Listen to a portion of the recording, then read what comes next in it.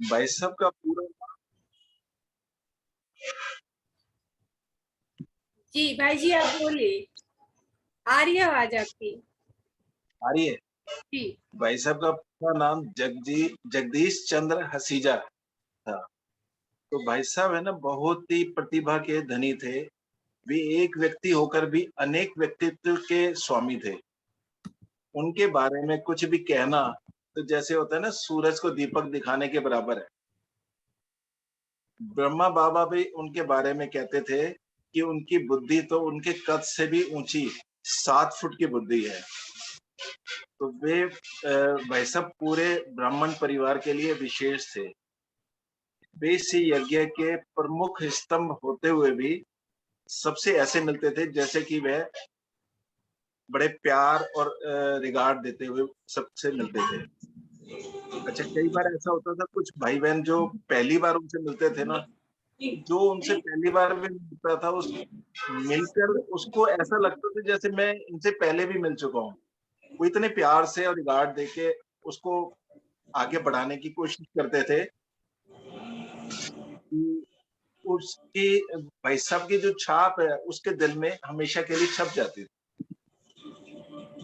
ब्रह्मा बाबा भी साकार मुरली जो चलती थी उसमें भी भाई साहब को बहुत याद करते थे। कई बार मुरलियों में भी आता है कि भाई साहब का नाम आता है, जिक्र आता है कि उसके बारे में भाई साहब वो बाबा मुरली में भी याद करते थे। भाई साहब के बारे में जैसे बाबा कहते थे, महावीर भी कहते थे। जैसे हनुमान का पाठ था ना रामायण में, ऐसे भाई साहब का पाठ भी इस यज्ञ में महावीर हनुमान के समान ही था।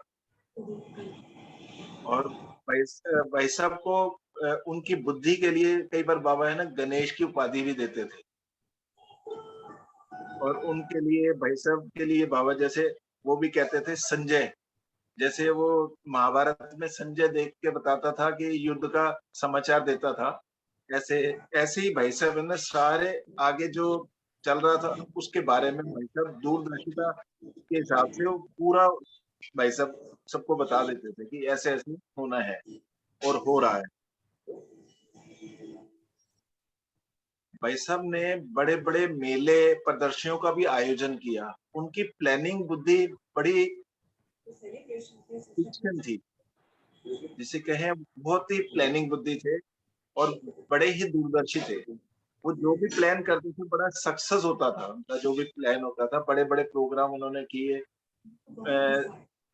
हमारे भारत के प्रधानमंत्री और जितने भी बड़े बड़े नेताएं हैं, सबका प्रोग्राम उन्होंने आयोजन किया।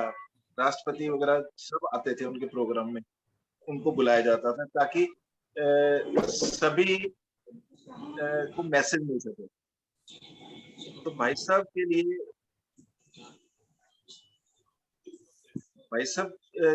के यज्ञ में जब एंट्री हुई तो दिल्ली में सेवाओं के लिए जब बहनें दिल्ली में आई थी, तो उस समय भाई साहब शुरू शुरू में 1954 के लगभग आए थे, 53-54 में। तो उन्होंने ज्ञान लिया और ज्ञान लेकर उन्होंने फिर बाबा से भी मिले। तो भाई साहब ने है ना बहनों को और माता वो बहनें और दादियां वगैरह जो होती थी उनको बड़ा है ना ट्रेन करते थे हर चीज के बारे में। लेक्चर भी लिख के देते थे उनको, कैसे आगे सुनाना है बताना है उसके लिए भी ट्रेनिंग देते थे। और लिख कर भी देते थे लेक्चर कई बार कि ऐसे ऐसे बातें लिखो, और उसको आगे करके उनको समझाते भी थे। तो भाई साहब का है ना पूरा रिगार्ड, यज्ञ के जितने भी भाई बहने सब जो भी उनसे मिलता था पूरा रिगार्ड रखता था भाई साहब का। बाबा के ज्ञान को भाई साहब ने बड़ी गहराई से और बड़ी अच्छी रीति से उन्होंने समझा था। भाई साहब जिससे भी मिलते थे उसके दिल में अपनी एक बड़ा आदर सम्मान से मिलते थे और उसको बड़ा रिगार्ड देते थे हर एक को, चाहे वो नया है चाहे वो पुराना है। अच्छा, भाई साहब की एक विशेषता और थी, जितने भी प्रोग्राम भाई साहब अरेंज करते थे, आयोजन करते थे, सब में पूरा उनका अपना खाना पीना नाश्ता वगैरह उसका भी त्याग करके वो मेले या प्रदर्शनी का जो आयोजन करते थे उसमें पूरा ध्यान देते थे। और सारा काम होने के बाद वो पीछे जाकर ऐसे बैठ जाते थे जैसे उन्होंने कुछ किया ही ना हो। तो दादियां भी है ना कई बार स्टेज पर बैठ के उनको बुलाती थी कि भाई साहब कहाँ हैं। और वो जब देखते थे तो भाई साहब ने पीछे बैठे होते थे सबसे लास्ट में। तो भाई साहब अपने लिए उनके अंदर कोई भी वो भी अहंकार किसी तरीके का कोई नहीं था। जैसे ब्रह्मा बाबा में अहंकार नहीं था, इसी तरीके से कोई अहंकार उनमें नहीं था।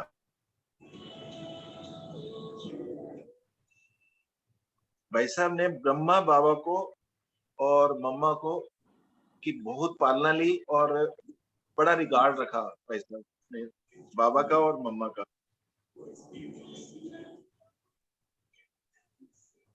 उनमें एक विशेषता और थी कि जैसे मम्मा कहती थी ना जी बाबा, बाबा कोई भी आदेश या निर्देश देता था तो मम्मा कहती थी जी बाबा। तो भाई साहब भी इसी तरीके से है ना, बाबा जो भी बात कहता था, कोई सेवा देता था, तो उसमें भी भाई साहब है ना ऐसे रहते थे कि जो बाबा ने कहा है जी, जी बाबा। मगर भाई साहब के अंदर एक और विशेषता ये थी, वो जब भी लेक्चर करते थे तो गंभीरता भी थी, तो उनमें रमणीकता भी बहुत थी। भाई साहब एक बात और कहते थे कि जिसने जैसे बाबा कोई काम उनको सौंपता था तो भाई साहब कहते थे कि कहने वाला कौन है, पहले तो उस बात को समझो कि वो कौन है कहने वाला। शिव बाबा है जो त्रिकालदर्शी है, तीनों कालों को जानने वाला, नॉलेजफुल है। तो वो काम तो हुआ पड़ा है, सिर्फ हमें तो उसने एक इंस्ट्रूमेंट बना के भेजा है ये काम को पूरा करने के लिए। तो भाई साहब अपने को निमित्त समझ के काम करते थे और ये कहते थे काम तो हुआ पड़ा है, सिर्फ हमें तो सिर्फ हाथ लगाना है उसको। तो अच्छा, कुछ भाई साहब के साथ के मेरे अपने अनुभव जो हैं वो इस प्रकार हैं। जैसे भाई साहब में एक विशेषता थी कि छोटे से छोटे साधारण से साधारण भाई बहन को भी है ना आगे ऊंचा उठाते थे। तो उनमें मेरे अंदर एक कमी थी कि मेरे को जैसे कभी स्टेज पर माइक बिठाकर माइक के सामने बोलने को कहा जाता तो मेरे को बड़ा संकोच होता था। तो भाई साहब ने उसके लिए ना मेरे को कई बार स्टेज पर बैठने का मौका दिया, सेमिनार्स वगैरह करते थे, उसमें टॉपिक्स दिए जाते थे, तो उसमें भी हमें आगे बढ़ाने के लिए टॉपिक्स दिए जाते थे, सेमिनार कराते थे। तो और प्रोग्राम्स देते थे कि ताकि स्टेज पर बैठ के बोलें, इनका जो खुले।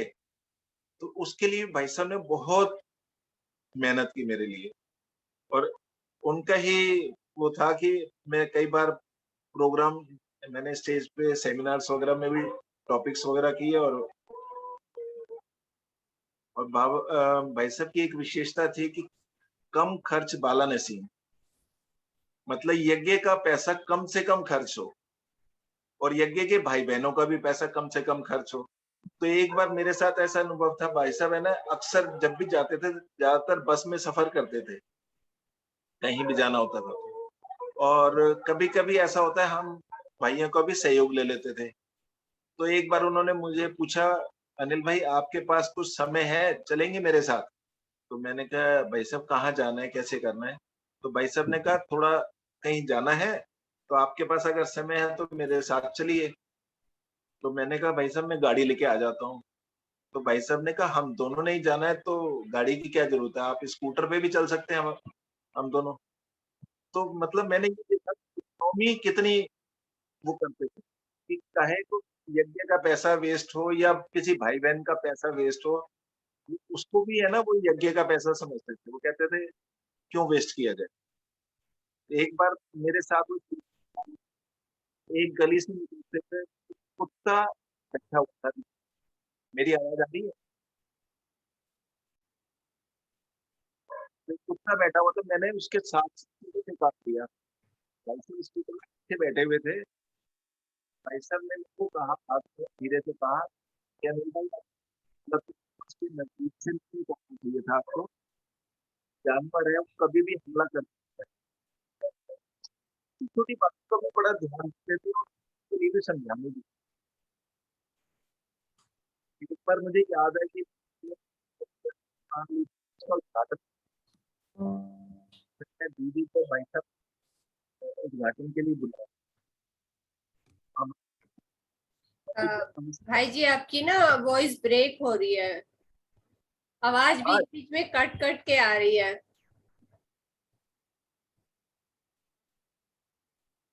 क्लियर नहीं होती। उसमें ना भाई साहब जब दीदी आए तो गाड़ी से उतरे, उतर के मेरे साथ जब चल रहे थे तो उन्होंने देखा आसपास का माहौल देखा, तो उन्होंने दीदी को धीरे से कहा, इस भाई ने ये दुकान यहाँ पर सदर बाजार में ली है। आवाज आ रही है मेरी? हाँ जी आ रही है आवाज, वो थोड़ी रुक जाती बीच बीच में ना, नेटवर्क इशू है शायद। तो बीच में कोई दिक्कत नहीं है। ये जैसे आपने कहा कि हमें भाई कह रहे हैं, ज्ञान योग में ध्यान चला जाएगा, बिजनेस में कितना चला जाएगा। इसके लिए फिर हम दीदी को धीरे से कहा कि इसका ध्यान रखना है, ज्ञान योग में धीरे खाओ तो क्या बिजनेस में देगा। तो इस तरीके से एक एक भाई का भी हर एक का है ना ध्यान रखना।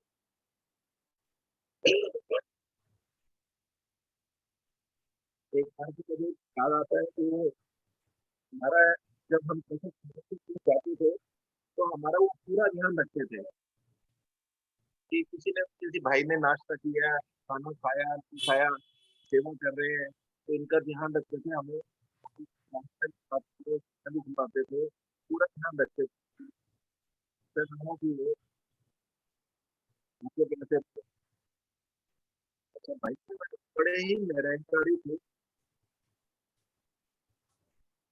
क्लास में हम हर एक बच्चे का आगे बढ़ाने के लिए अ, हमेशा ये रहता था कि कैसे किसी को भी आगे बढ़ाए, थोड़ा थोड़ा याद रखते थे। एक बार मैंने अ, मेरे को बात जब हॉस्पिटल में एडमिट हुआ तो वैसा का ध्यान रखते थे हर एक भाई बहन। मुझे जो पता लगा कि मैं हॉस्पिटल में एडमिट हूँ, दीदी और भाई साहब दोनों मिलने आए, गोली दी, उसकी भावना दी, उसकी दी, बड़ा ध्यान रखते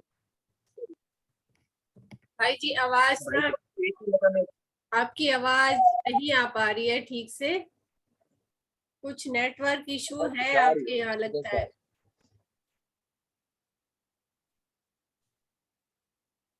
उसकी एक सिस्टम थी। हर समय में उनकी एक ही लगन रहती थी कि कैसे मैं बाबा को प्रत्यक्ष कर सकूं। जी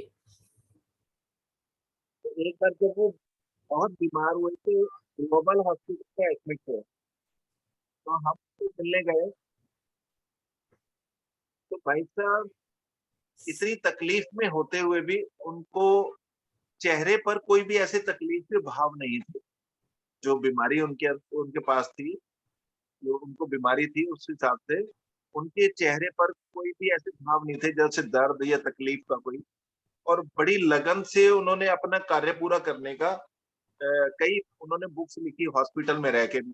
24 आवर्स मतलब लगे रहते थे, सोते भी बहुत कम समय थे। तो जब हम मिलने गए तो बड़े प्यार से दृष्टि दी, टोली दी, और उनकी याददाश्त भी इतनी तेज थी। एक एक परिवार के मेंबर के लिए उन्होंने टोली दी, पिताजी के लिए, माताजी के लिए, भाभी के लिए, हमारी भाभी जी के लिए। तो सबके नाम से उनको नाम भी याद थे सबके, और एक एक को नाम सहित टोली दी। ऐसी एक एक ऐसी विशेषता उन्होंने की। जी भाई। ये विशेषताएं हमने उनके अंदर देखी। और भी अनेक विशेषताएं और बहुत ही अनुभव डिफरेंट डिफरेंट है हमारे। बाकी समय है तो और आगे जी भाई जी कुछ थोड़ा सुनाए। अभी फिर भाई जी से भी सुनते हैं, गणेश भाई जी से भी, फिर आपके पास हम दोबारा वापस आएंगे, फिर अच्छा थोड़ा आपसे फिर जी। सुनेंगे। जी भाई जी। गणेश भाई जी आप अनम्यूट कर लीजिए। जी जी जी। भाई जी मेरा वैसे एक क्वेश्चन है कि हाँ, जो जगदीश भाई जी थे वो लौकिक में क्या प्रोफेशन था उनका, शायद वो टीचर थे, या मतलब मुझे पता नहीं है, मैं जानना चाहती हूँ कि लौकिक में उनका क्या प्रोफेशन था।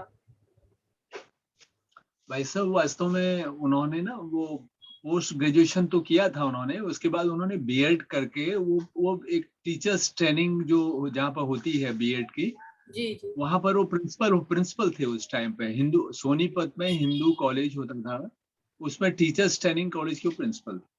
उन्होंने ओखला जामिया मिलिया से उन्होंने बीएड किया था। वो उनके साथ के जो भाई थे, अभी उन्होंने शरीर छोड़ा, सुंदरलाल भाई जो प्रिंसिपल रहे दिल्ली सरकार में, वहां से उन्होंने वॉलंटरी रिटायरमेंट लिया। वो और वो साथ ही पढ़ते थे भाई साहब, और भाई साहब ज्ञान में पहले आए, फिर सुंदरलाल भाई आए जो शुक्ला दीदी के जो युगल कहलाते हैं, ऐसा। जी। तो भाई भाई साहब को समय कितना हुआ है शरीर छोड़े हुए? भाई साहब ने तो 2001 में 12 मई 2001 में भाई साहब ने शरीर छोड़ा था। अच्छा जी 2000 में हमारे डेरावाल नगर आश्रम का जब भाई साहब ने खड़े होकर के बनवाया उसको कैसे, और उसका उद्घाटन के बाद ही 2001 में भाई साहब शरीर छोड़ा था भाई साहब ने 12 मई को, जो कि अब, और आप क्या धन्यवाद कहेंगे या आपको स्मृति रही कि आपने ऐसे समय में ही ये कार्यक्रम रखा। हमारे अरविंद भाई जी भी, उनको स्मृति रही कि भाई साहब का ही ये विशेष मास है, जी तो उन्होंने ये कार्यक्रम रखा। जी जी जी भाई जी, आपका भी बहुत बहुत धन्यवाद है कि आप अब हमें अपने अनुभव सुनाइए भाई साहब के साथ के, कि किस तरह आपने हाँ, अपना भाई साहब गोल्डन का समय। तो जी रियली कहते हैं ना, मैं अनिल भाई जी से कह रहा था कि वो किस्सा कहते हैं भाई, कहाँ क्या कहते हैं, मैं खुद ही भूल गया अभी, कहाँ राजा भोज कहाँ गंगवा तेली। भाई साहब तो ऐसी आत्मा थे, हमने ब्रह्मा बाबा को साकार में तो नहीं देखा, लेकिन बाबा, अगर उनको मैं नेक्स्ट टू ब्रह्मा बाबा कहूँ साकार में, तो कोई भी अतिशयोक्ति नहीं होगी। उनका जो व्यक्तित्व था, वो किसी भी, कोई अजनबी भी होगा ना तो वो उनको प्रभावित कर सकते थे। मुझे याद है एक बार उनको कमिश्नर से मिलना था वहाँ टाउन हॉल में, डेरावाल आश्रम बनने से पहले, वो कुछ हमें कुछ उसका डिजाइन पास कराना था, इसका नक्शा वगैरह। तो भाई साहब जब वहां पर आए, वो कोई सीनियर आईएएस था, भाई साहब ने टाइम के लिए बोला था, मैंने टाइम लिया, बहनें थी साथ में, लेकिन भाई साहब का वो इतनी सरलता, इतनी पवित्रता, निर्मलता उनके जीवन में थी कि वो अब जो उनके व्यक्तित्व से ही, जैसे ही वो उनके कमरे में जब उनका नंबर आया, और क्योंकि वो टाइम था पब्लिक ग्रीवेंसेस टाइम था, और भी पब्लिक के लोग बैठे हुए थे, तो भाई साहब और दीदियां, जब मैं भी गया साथ में, तो वो अपनी कुर्सी पर खड़े हो गए। अदरवाइज तो वो तो कमिश्नर तो बड़ा ही, कहाँ खड़े होते हैं वो लोग।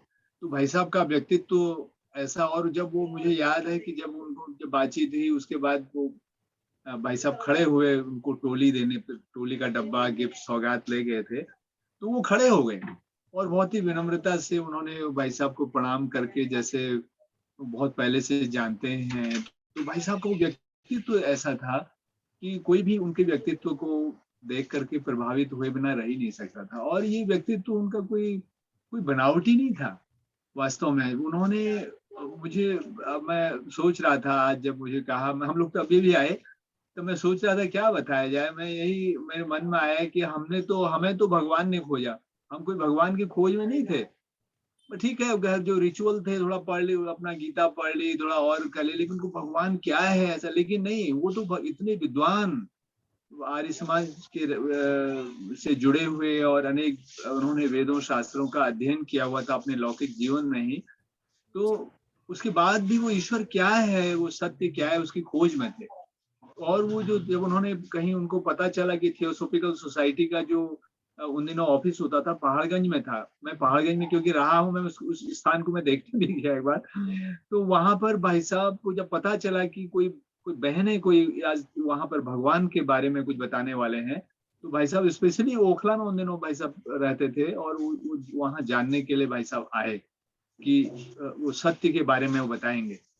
और पहले ही अटेम्प्ट में, जब रुक्मणी दादी जी थे उसमें, और कुंज दादी शायद थे, कुंज दादी जी, जिन्होंने बाद में भाई साहब को कोर्स कराया, तो वो पहले ही अटेम्प्ट में उनको ये आया अंदर में कि सत्य यहीं से मुझे प्राप्त हो सकता है। और जैसे ही वो प्रोग्राम खत्म हुआ, बहनों से मिलके बोला कि मैं जो राजयोग की आपने बात की उसके बारे में जानना चाहता हूँ। तो ऐसी उनकी जो उत्सुकता थी जीवन में, और भगवान को पाने की जो ललक थी, सत्य को जानने की जो इच्छा थी, उससे वो बाबा तो बना ही रहे थे उनको, लेकिन उन्होंने भी अपने पुरुषार्थ में कोई कमी नहीं छोड़ी थी। ऐसा भाई साहब का बड़ा अद्भुत व्यक्तित्व था। हम लोग जब ज्ञान में, हम तो बहुत बाद में आए हैं, लेकिन मुझे जिस भाई ने यहाँ भेजा था, वो एयरफोर्स के ऑफिसर थे कोई, उन्होंने बोला वहाँ जगदीश भाई साहब हैं और वो बहुत विद्वान हैं, कई पुस्तकें उन्होंने लिखी हैं। तो मैंने कम से कम 1 महीने तक मैंने उनको कहीं देखा नहीं, वहीं रहते थे शक्तिनगर में। एक दिन पता चला जब हम लोग थोड़ा थोड़ा आने लगे, मुरली क्लास जब मैं थोड़ा सुनने लगे, संडे संडे आते थे, हम डेली नहीं आते थे, और थर्सडे सदगुरुवार को हमने आना शुरू किया। 1 या 2 महीने के बाद हमें पता चला कि आज जगदीश भाई साहब का क्लास है संडे को। तो मेरे को जो दीदी सुधा दीदी थे, उन्होंने बोला आप कल जरूर आओ, आप उनसे मिलेंगे। तो मैं सुबह आया उस क्लास में। तब मैंने भाई साहब को जब पहली बार देखा, तो मेरे को ऐसा जैसे हम, क्योंकि हम मंदिर में हनुमान के भक्त थे, जैसे हनुमान के मंदिर में ना काफी जाया करते थे, तो मुझे वो जैसे हनुमान जैसी नजर आए। तो बाद में मैंने उनको बताया, भी भारती मैंने देखा, मैंने ना उनको हनुमान जैसा देखा, उनको हनुमान की तरह ही लगे, ऐसा लगे। तो वो भावना, जो मेरी भावना थी, तो मुझे जैसे लगा कि मैं जिस वो पत्थर की मूर्ति उनको जाता हूँ उनको पूजने के लिए, लेकिन ये तो वास्तव में हनुमान की। वो तो बाद में मुरली में पता चला, वो तो बहुत बाद में हमें क्लियर हुआ। लेकिन भाई साहब के प्रति वो जो अगाध, पहले ही एक मीटिंग में वो अगाध जैसे श्रद्धा थी, वो हमें विकसित हुई कहेंगे, या एक डेवलप हो गई। ऐसे भाई साहब का व्यक्तित्व था, बड़े गुप्त पुरुषार्थ थे। हमने पढ़ा था मेडिकल साइंस में कि हमने, वो हमारे ब्रेन में 2 हेमिस्फीयर होते हैं, राइट और लेफ्ट जो है। राइट जो है वो इमोशनल होता है, और लेफ्ट जो है वो लॉजिकल होता है। तो जैसे दादी जानकी जी के लिए कहा जाता है कि वो, उनके दोनों ब्रेन के दोनों पार्ट सदा बराबर एक्टिव रहते थे, ऐसे ही भाई साहब का भी था। वो जितने लॉजिकल थे, क्योंकि नॉलेज उनको, कई लोग होते हैं दुनिया में आज भी जो बड़े विद्वान लोग हैं, वो इमोशनल नहीं है, बड़े अभिमानी है, एरोगेंसी है उनके अंदर, अहंकारी है। लेकिन भाई साहब नहीं, वो कितना इमोशन था उनके अंदर।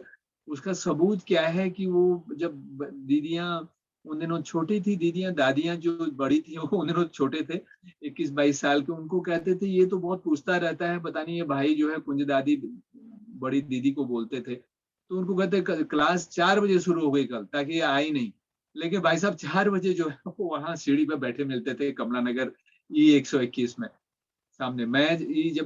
हमने जब मकान, मैं वहीं रहता था E22 में, मैं E121 में कई बार देखने के लिए, मुझे मुझे उसके, मैं कई बार घूमता था उसके चारों तरफ।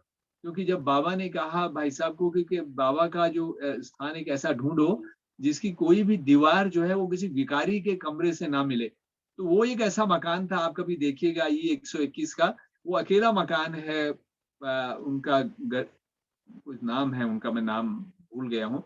तो वो अकेला ऐसा मकान है जिसके चारों तरफ सड़क है, वो और किसी मकान से जुड़ा हुआ नहीं है। अभी भी ऐसे तो ही है ऐसे भाई भाई जी साहब, वो। हाँ, मैंने देखा आपने है। देखा होगा। हाँ जी। हाँ, कुछ नाम है उनका, मैं नाम भूल गया, जिनका वो मकान है। अभी तो उनके, वो तो शरीर छोड़ दिया उन्होंने, उनके और हैं। मैं उनसे पूछा, उनसे बातचीत की थी मैंने बहुत पहले, जब हम लोग वहाँ आए थे 2000 के 99 के आसपास। तो ऐसे भाई साहब का, और हमने सुना कि किस तरह से भाई साहब, कितना सम्मान था, कितना बहनों का ध्यान रखते थे। अपने इतने बड़े भाई साहब देखो, उतने, जो बेगरी टाइम था, वो समय जो था ऐसा था, अपने सिर पर वो बर्फ खाने से, ताकि वो 25 पैसे या 5 पैसे या 25 पैसे लेता था रिक्शे वाला, वो बचाने के लिए अपने कंधे पर वो बर्फ की टॉवल रख करके, बर्फ की सिल्ली, इतनी बड़ी बर्फ की सिल्ली कंधे पर रख के लाते थे। दादी सुनाते थे, गुलजार दादी जी ने एक बार सुनाई थी ये बात। पंखा चलता था, पंखे के नीचे जो है एक वो बर्फ की सिल्ली रख देते थे बोरे के ऊपर, और उसके ऊपर टॉवल रखते थे ताकि उस कमरा ठंडा रहे, हवा चलती थी। कितना वो ध्यान रखते थे। अपना तो अलग सोते थे कहीं बरामदे में, जगह तो थी नहीं उस टाइम पे। बाद में फिर उसने और कमरे ले लिए थे, फ्लोर ले लिया था पूरा ही। तो इस तरह से भाई साहब का जो व्यक्तित्व था, वो हर एक के, मुझे याद है एक बार प्रोग्राम था प्रगति मैदान में, हम लोग भी सुबह से सेवा में आए हुए थे। तो हम लोग थक गए थे, तो बैठे थे चाय पी, जैसे ही चाय पीने बैठे, तो भाई साहब, हमने, एक भाई हमारे पास आया, आप लोगों को दिखाई नहीं देता, तुम चाय पी रहे हो यहाँ पर? भाई साहब अपने हाथ से जो है कुर्सियां रख रहे हैं, क्योंकि दादी को आना है। हमने देखा तो पता चला भाई साहब 3 कुर्सी इकट्ठी ले जा रहे हैं। हमने चाय वाय पीनी छोड़ी, भागे भाई साहब। हमने कहा प्लीज हमें दीजिए, आप ऐसा नहीं करिए। भाई साहब कहा नहीं नहीं, आप लोग चाय पी रहे थे, थक गए होंगे सुबह से। तो भाई साहब को ऐसा नहीं था कि वो इतने बड़े हैं, नहीं। हाँ, स्वमान में वो जैसे इतने बड़े थे स्वमान में कि वो किसी से प्रभावित नहीं होते थे और ना किसी को प्रभावित करते भी थे। तो बाप से प्रभावित, जैसे भगवान से वो प्रभावित हो जाए, हमने उनको देखा था। और वो कितना, हर एक व्यक्ति, हर आत्मा का उनके लिए रिगार्ड होता था। मुझे याद है एक भाई आता था, वो साधारण सा टेलर था, लेकिन ना कुछ संग, गलत संग से वो किसी पार्टी आजकल होती है, वो गलत जगह चला गया। तो भाई साहब को पता चला, तो मुझे एक दिन जन्माष्टमी आ गई तुरंत। तो जन्माष्टमी में मैंने देखा भाई साहब इतने बड़े और उसके साथ डांस कर रहे थे। उसको बुलाया भाई साहब ने, तो भाई साहब उसके साथ डांस कर रहे हैं। तो मुझे पता चला भाई साहब तो कभी ऐसे डांस हमने कभी करते तो देखा नहीं उनको। तो बाद में मुझे पता चला ये भाई ना भाग रहा था कहीं, और इसको बांधने के लिए भाई साहब कितना प्यार करते थे, कितना बहुत प्यार करते थे। उनका तो व्यक्तित्व ही ऐसा था, निर्भयता, साहस, जैसे दृढ़ता, एकाग्रता। योग में बैठेंगे तो ऐसा लगेगा कि जस, अब मेरे जैसे का अगर योग ना भी लगने वाला हो ना, तो उनकी दृष्टि पड़ते ही योग स्वतः ही लग जाता है। ऐसी थी बात। तो मुझे याद है एक बार मधुबन में रशिया की सेवा शुरू हो गई थी, एक रशियन रो रही थी। तो भाई साहब की क्लास थी उस टाइम पे, तो रशियन से पूछा उन्होंने क्यों रो रही हैं, तो उन्होंने बोला मेरा योग ही नहीं लगता, मैं नहीं आऊंगी यहाँ पे ऐसे। तो भाई साहब ने कहा कोई बात नहीं, और 1 सेकंड की भाई साहब ने दृष्टि दी और बस जैसे वो आत्मिक स्मृति में स्थित हो गई और सहज योगी जैसे बन गई। तो अनुभव, कहती ने मेरा योग अब लग जाए 1 सेकंड में। वैसा भाई साहब ऐसे थे, उनकी बराबरी तो हम कहाँ कर सकते हैं। और कैसे इकोनॉमी के अवतार थे, यज्ञ रक्षक थे। एक पैसा यज्ञ का कोई इधर उधर नहीं कर सकते कोई भी कभी भी, ये तो था ही हमारे जीवन में कई बार। और गुप्त पुरुषार्थ, हम लोग जब मैं नानी आजादपुर में रहता था, सरकारी फ्लैट था, हमने गीता पाठशाला वहां शुरू हुई, दीदी लोग आते थे। तो 12-13 लोग आने, काफी लोग आने लगे, 13-14 लोग थे करीब। उसमें एक डॉक्टर्स भी थे, कुछ और अच्छे सरकारी कर्मचारी थे सभी। तो भाई साहब ने कहा एक बार उनको लेके यहाँ आना सेंटर पर। तो टाइम दिया, तो भाई साहब से मिलाने के लिए मैं लाया। बाहर मीटिंग हॉल होता था, पुराना शक्तिनगर था। तो मैं जब मिलाने लगा, मैं खड़े होके उनके बारे में भाई साहब के बारे में बताने लगा उनको। तो भाई साहब कहने लगे नहीं नहीं, मेरे बारे में नहीं, आप इनके बारे में एक एक करके परिचय करवाओ इनका मेरे से। भाई साहब ने बोलने ही नहीं दिया। भाई साहब नहीं चाहते थे कि वो उनके बारे में कोई जाने, लेकिन वो तो उनके बारे में जानने की क्या जरूरत थी, वो तो कह ही नहीं सकते थे। और उतने रमणीक भी थे।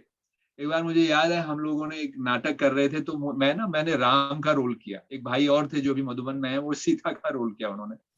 तो उसमें कुछ ऐसे डायलॉग थे, तो मैंने अचानक ही वो डायलॉग निकल गया। उसमें डायलॉग था कि हाँ सीते, राम को भी आराम कहाँ है, ऐसे कुछ, वो कुछ ऐसा बना होगा।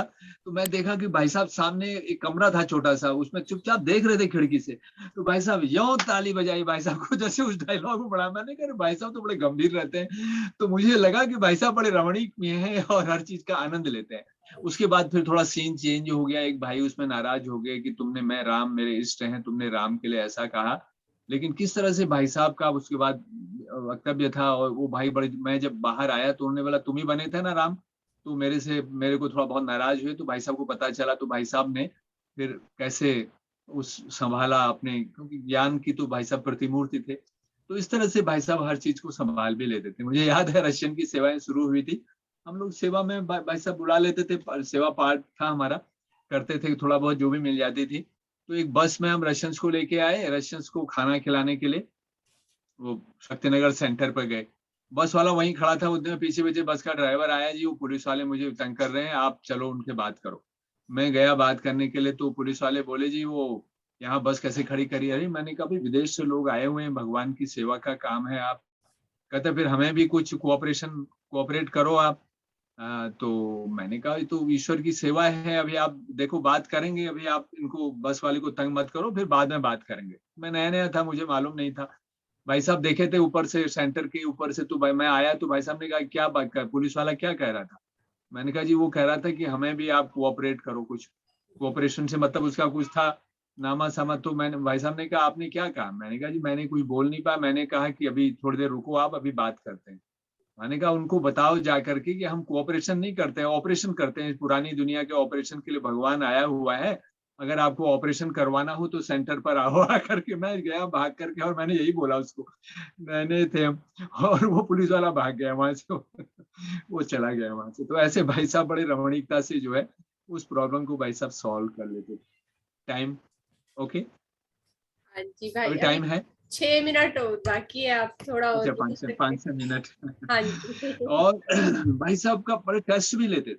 मैंने पहले भी सुनाया है, एक बार भाई साहब बहुत गाड़ी, पहले ओमनी गाड़ी आई थी नई नई सेंटर पर, तो हमें जाना था कहीं, कोई प्रोग्राम था शायद, इधर था प्रगति मैदान में शायद कोई कार्यक्रम था।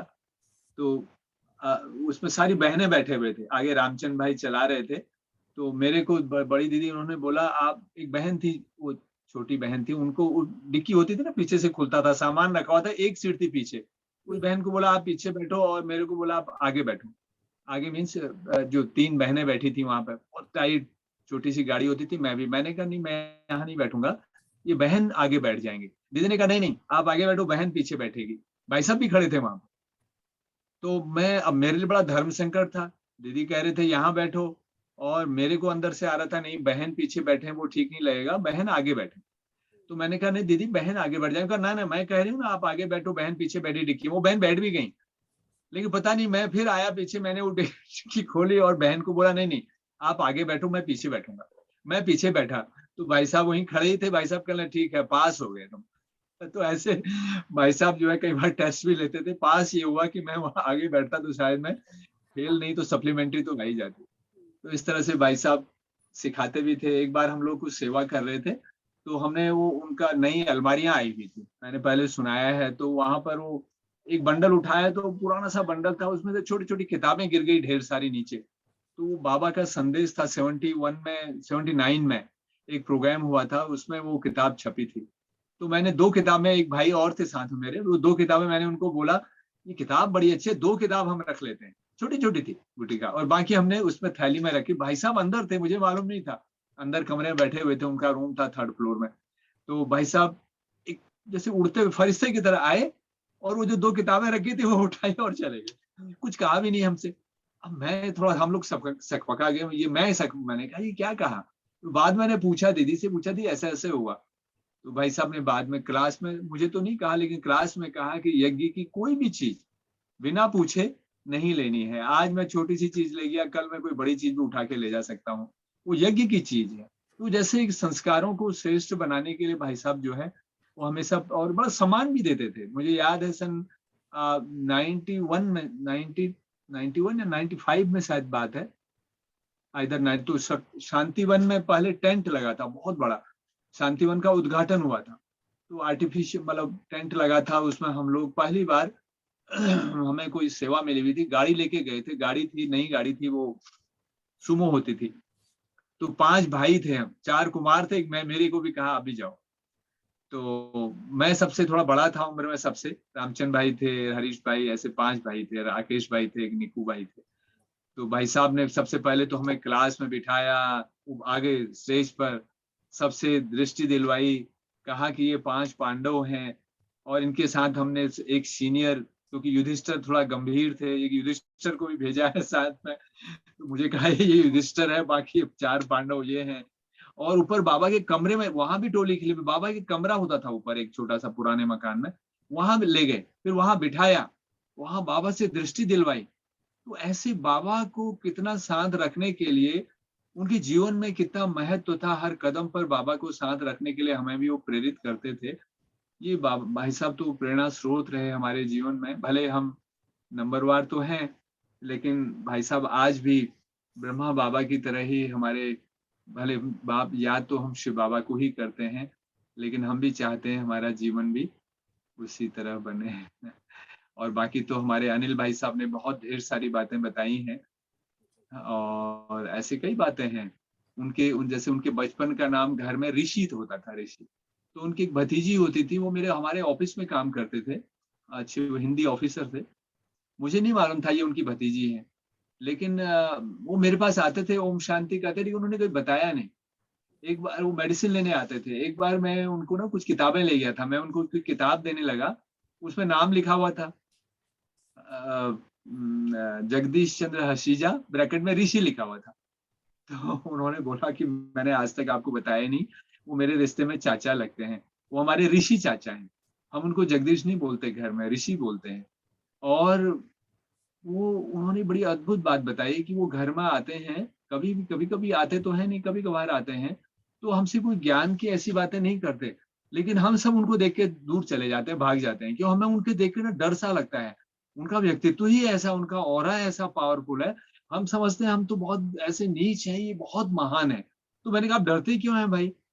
मैंने कहा आप यहाँ मेरे पास मेडिसिन, मैं मेडिसिन का, मेरे पास बहुत बड़ा स्टोर था, मेडिसिन लेने मेरे पास आते थे। मैंने कहा आप मेडिसिन लेने आते हो, मेरे पास बाबा का चित्र लगा, आप यहाँ तो नहीं डरते? कहता नहीं, उनका व्यक्तित्व ही ऐसा था, आपसे डर नहीं लगता, मैं उनसे डर लगता। तो इस तरह से भाई साहब जो है, उनका व्यक्तित्व बड़ा अद्भुत। बिल्कुल, बहुत बढ़िया भाई जी। दिल तो नहीं कर रहा है कि मीटिंग खत्म करे, दिल कर रहा है एक और मीटिंग बना लेती हूँ और आपको सुनती रहूं, बट टाइम हमारे पास खत्म हो गया है। तो एक सेकंड बस बाबा को याद धन्यवाद। करते हैं हम। कोई